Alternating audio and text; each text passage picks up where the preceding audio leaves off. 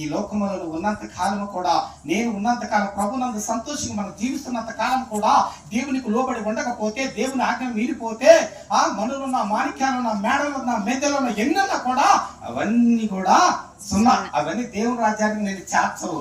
నిన్ను ఏం చేస్తాయంటే దేవుని రాజ్యంలో, అయ్యా నిత్య జీవనకు వారసులు అవ్వాలంటే నేను ఏం చేయాలంటే నా ఆజ్ఞలను పాటించమన్నాడు. ఏంటయ్యి అవి కూడా ఒకసారి చదివి నేను ముగిస్తాను. చదవమ్మా. అతడు అడిగాడు, అయ్యా ఆజ్ఞలంటే అయ్యా అని అడిగాడు.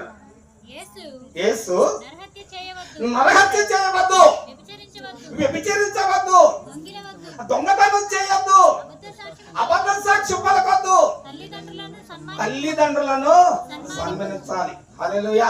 ఇది ఆయన కోరుకోండు. ఏమండి ఈ మధ్య చెప్పినవన్నీ మంచిగా కాదు, ఇవన్నీ నువ్వు వదిలిపెట్టాలి. ఈ రోజు తల్లిదండ్రులు చూస్తే ఏనమ్మా నువ్వు చెప్పేది నాకు